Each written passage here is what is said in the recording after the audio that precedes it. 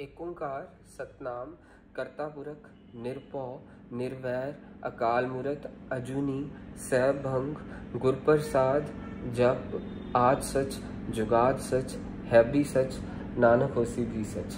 वाहिगुरु जी का खालसा वाहिगुरु जी की फतेह। Dear students, आज हम कॉम्बिनेशन ऑफ रेजिस्टर्स करने वाले हैं। आपकी बुक में इलेक्ट्रिसिटी चैप्टर में ये एक टॉपिक है, बहुत इंपॉर्टेंट टॉपिक है। कॉम्बिनेशन दो तरह का हो सकता है, सीरीज कॉम्बिनेशन, एंड दूसरा कॉम्बिनेशन क्या हो सकता है, पैरेलल कॉम्बिनेशन। तो सीरीज कॉम्बिनेशन मींस कुछ इस तरह से कंडक्टर्स अरेंज्ड है। आपने दिवाली लाइट्स देखी होंगी, कुछ ऐसे ही अरेंज्ड होती हैं। और इस तरह के कॉम्बिनेशन का नुकसान ये है कि अगर एक अप्लायंस खराब हो जाता है, चाहे ये वाला चाहे ये वाला चाहे ये वाला, एक भी अप्लायंस फॉल्टी हो जाता है, सारे अप्लायंसेस चलने बंद हो जाते हैं। और हमारे घरों में पैरेलल कॉम्बिनेशन होता है, मीन्स जैसे ऐसे लगे होते हैं अप्लायंसेस। ये वायर है पहला अप्लायंस, फिर जैसे बल्ब लगा, फिर उसके बाद यहाँ पे एक ट्यूबलाइट लगी है, फिर यहाँ पे एक फैन लग गया सपोज। ये पैरेलल में अरेंज्ड होते हैं हमारे घर में जितने भी अप्लायंसेस हैं। फिर आगे ये रेफ्रिजरेटर कनेक्ट कर दिया हमने। इस तरह के कॉम्बिनेशन का फायदा ये है, इस तरह के कॉम्बिनेशन का फायदा ये है कि अगर एक अप्लायंस फॉल्टी हो भी जाता है तो बाकी अप्लायंस चलने नहीं बंद हो जाएंगे, बाकी अप्लायंसेस नॉर्मली चलेंगे। पर इसमें क्या है, इसमें अगर एक भी बल्ब खराब हो जाता है, एक भी अप्लायंस खराब होगा तो सभी चलने बंद हो जाएंगे। मीन्स चाहे अगर ये भी खराब हो गया तो सभी चलने बंद हो जाएंगे। अगर लास्ट वाला बल्ब भी खराब हो गया तो पिछले भी चलने बंद हो जाएंगे। पर इसमें अगर कोई भी अप्लायंस एक खराब हो जाता है या दो खराब हो जाता है, बाकी अप्लायंस चलेंगे। मीन्स एक अप्लायंस की वर्किंग के ऊपर बाकी अप्लायंस नहीं अफेक्ट होंगे। मींस अगर ये वाला अगर फैन खराब हो गया तो बाकी अप्लायंस नॉर्मली चलेंगे, पर इसमें ऐसा नहीं होता है।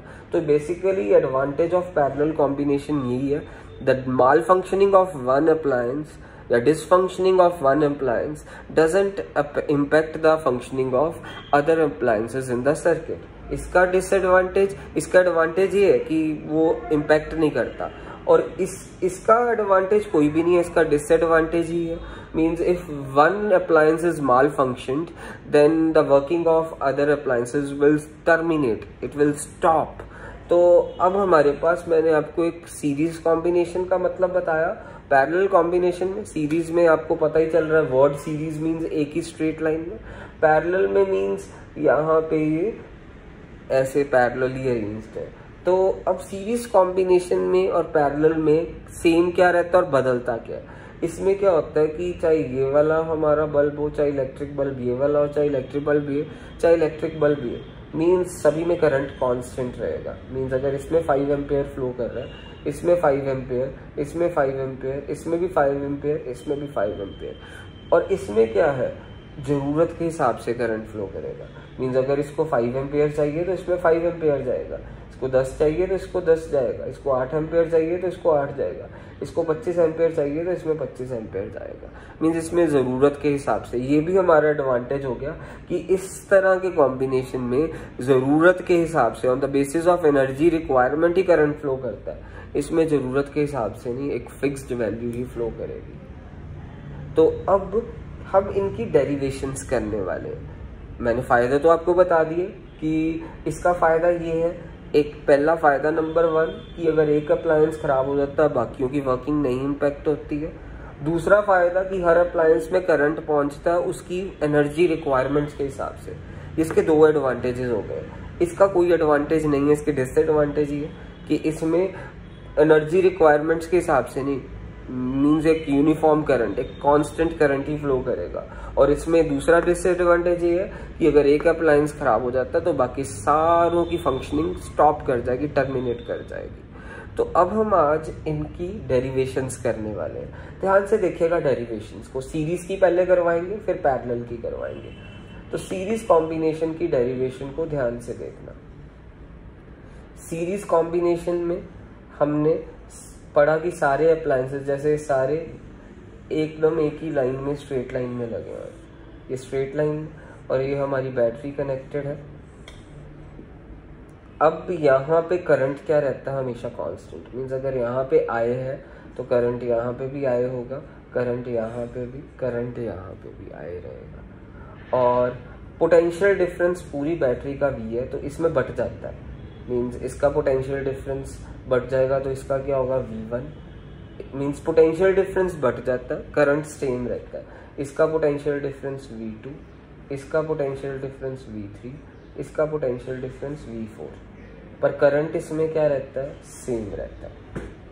मीन्स चाहे इसको I1, I2, I3, I4 ही लिख ले, पर ये I1, I2, I3, I4 की वैल्यू सेम ही है, कांस्टेंट है। मीन्स अगर यहाँ पे करंट I फ्लो यहाँ से I जा रहा है तो ये I total means complete I है, means simple I, capital I। तो यहाँ पे I1 वो I के बराबर ही है, I2 भी I के बराबर ही है, I3 भी I के बराबर है, I4 भी I के बराबर है। और इसकी रेजिस्टेंस को हमने R1 का नाम दे दिया, R2 का, R3 का और R4 का। और बेटर रहेगा कि आपको अभी मैंने बताया कि करंट सेम फ्लो करता है तो हमने इसको क्या ले लिया, x एम्पेयर, ताकि आप कंफ्यूज ना हो जाए। तो I1 भी क्या होगा, x एम्पेयर, तो I2 भी क्या होगा, x एम्पेयर, यहाँ पे ये भी x एम्पेयर एंड I4 भी x एम्पेयर ही होगा। पर पोटेंशियल डिफरेंस सेम नहीं रहता, ये बढ़ जाता है। मीन्स ये पूरा V है तो ये V1, V2, V3, V4 current पर सेम रहता है। यहाँ पे अगर I फ्लो कर रहा था तो यहाँ पे भी I फ्लो करेगा, यहाँ से भी I फ्लो करेगा, I करेगा एंड I करेगा, चाहे हमने इनको नाम I1, I2, I3, I4 दे दिया तो, पर वैल्यू इसकी कांस्टेंट ही रहती है क्योंकि सीरीज में करंट की वैल्यू सेम रहती है। हमने स्टार्टिंग में ही पढ़ा था कि कोई एनर्जी रिक्वायरमेंट नहीं देखनी, कांस्टेंट करंट ही फ्लो करता है सीरीज में। तो कोई एनर्जी रिक्वायरमेंट नहीं देखी तो कांस्टेंट करंट x एम्पेयर ही फ्लो करा, मींस करंट कांस्टेंट, याद रखना सीरीज में करंट कांस्टेंट रहता है। तो अब इसकी डेरिवेशन ध्यान से देखना कि हमने पढ़ा कि V is equal to I R, Ohm's law मैंने बोला था ना, ओम्स लॉ ने कौन सा फॉर्मूला दिया, ओम्स लॉ में हमने फॉर्मूला डिराइव करा था V is equal to I R.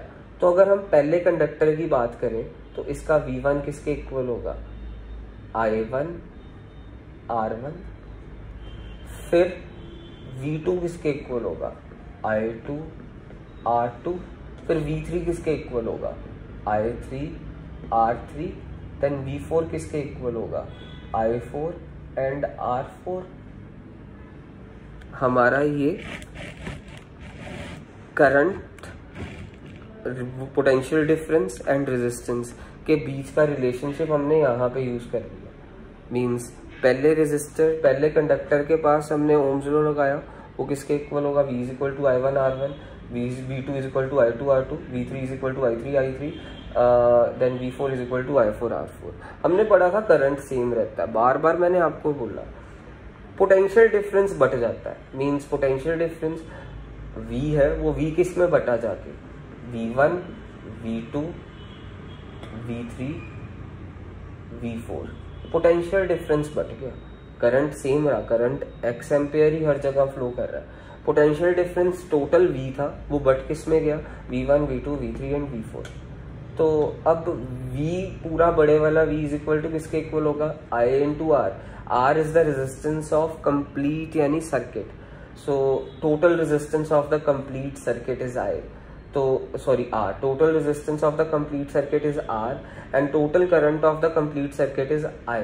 तो V1 किसके इक्वल है, I1 R, ऊपर से हमने देखा I2 R2, I3 R3, I4 R4। तो अब हमने यहाँ पे I की जगह पे क्या लिख सकते हैं, x एम्पेयर, मीन्स x लिख दिया क्योंकि मैंने आपको बताया था कि सीरीज में करंट कांस्टेंट रहता है। तो I1 is x into R1, I2 is again x into R2, I3 is x into R3, I4 is x into R4। तो यहाँ से x R यहाँ पे याद रखना ये पूरा कैपिटल V है, तो यानी ये I कंप्लीट सर्किट का करंट एंड कंप्लीट सर्किट की टोटल रेजिस्टेंस R है। तो ये यहाँ से मैंने चारों टर्म्स में से x कॉमन लिया, तो R1, R2, R3 and R4 common आ गया, यहाँ से x के साथ x कट गया। तो मीन्स मेरे पास फाइनली टोटल रेजिस्टेंस किसके equal I, total resistance I R is equal to total resistance थी ना ये वाला capital R, R is equal to total resistance is equal to R1 plus R2 plus R3 plus R4, यानी series combination में formula total resistance का ये रहेगा R1 plus R2 plus R3 plus R4। अगर किसी को ना समझ आई हो वो वीडियो को रिवाइंड करके दोबारा से देख सकता है। ये हमारा इम्पॉर्टेंट टॉपिक था। अब हम करने वाले हैं पैरेलल कॉम्बिनेशन में। सीरीज कॉम्बिनेशन में आप बस इतना याद रखिएगा, करंट सेम रहता है, पोटेंशियल डिफरेंस बट जाता है। Potential difference V1, V2, V3, V4 में बट गया और V is equal to I R, Ohm's law कहता है। तो अगर ये V पूरी बैटरी का है तो मीन्स पूरे सर्किट का है, तो यानी I into R means I भी पूरे सर्किट का होगा, आर भी कंप्लीट सर्किट का होगा, total resistance of the complete circuit ही होगी।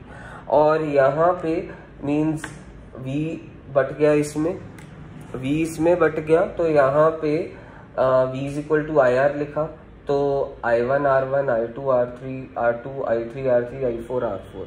यहाँ पे ये X हो गया, ये भी X हो गया, X एंड X, यहाँ से कॉमन क्या हो गया X, और X के साथ X कट गया, तो टोटल रेजिस्टेंस मेरे पास ये डिराइव हो गई। अब हम पैरेलल कॉम्बिनेशन का करने वाले हैं। ध्यान से देखिएगा पैरेलल कॉम्बिनेशन की डेरिवेशन। मैं इसको इरेज करने लगा हूं।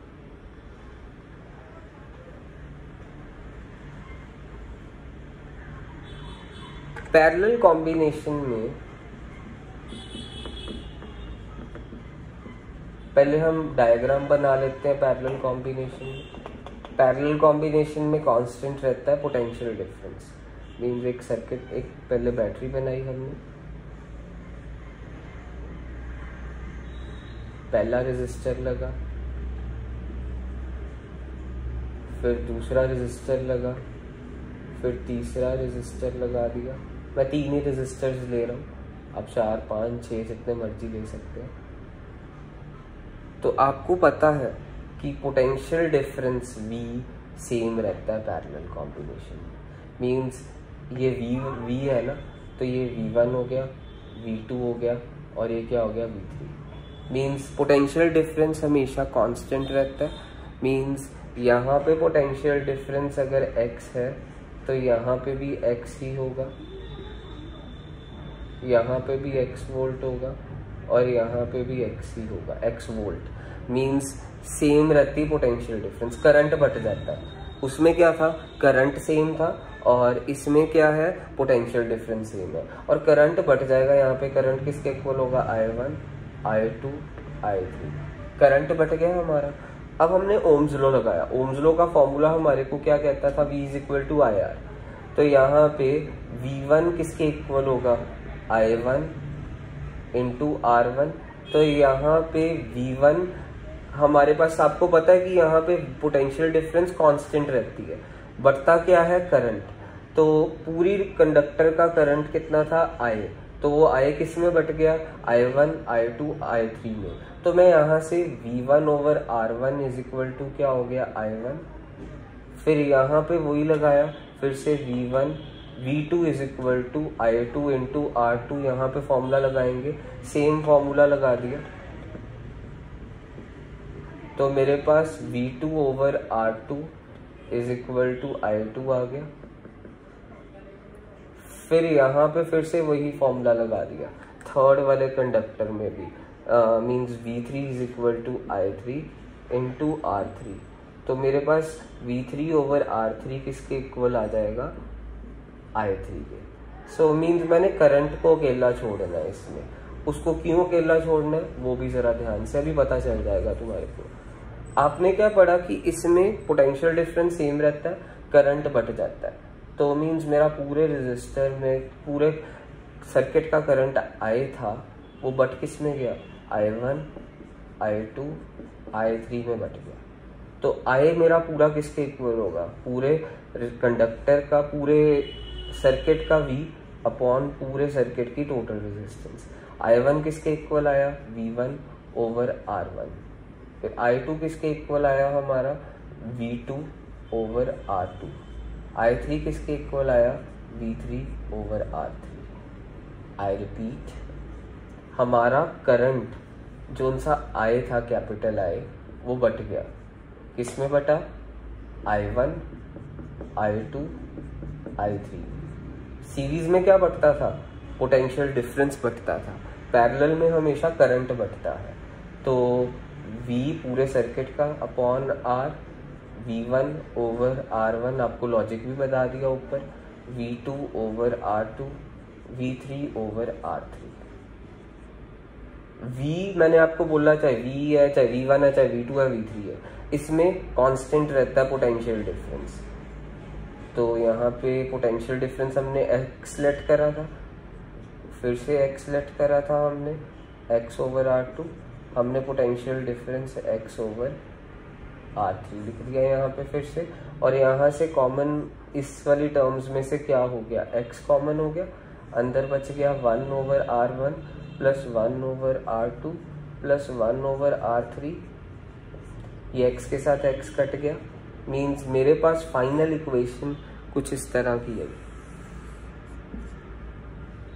1 over R means total resistance थी ना, क्योंकि ये वाला I बटा था I1 I2 I3 में, तो ये पूरा I पूरे सर्किट का था। तो V ओवर R जो सा आया, ये R पूरे सर्किट का है। तो 1 over total resistance is equal to 1 over R1 plus 1 over R2 plus 1 over R3। ये पैरेलल कॉम्बिनेशन का हमारी डेरिवेशन हो गई है। सो सीरीज और पैरेलल में बस एक ही चीज याद रखना, सीरीज में ये पैरेलल कॉम्बिनेशन है ना, जब हमने सीरीज करी थी तो V बढ़ता था V1 V2 V3 में, पैरेलल में I बढ़ता है I1 I2 I3 में। पैरेलल में पोटेंशियल डिफरेंस सेम रहता है और सीरीज में करंट सेम रहता है।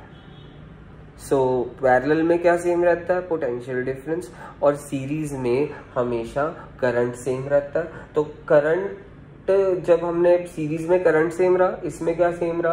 Potential difference. तो हमारा बटा क्या? I बटा P पैरेलल में, और सीरीज में क्या बढ़ता है? V।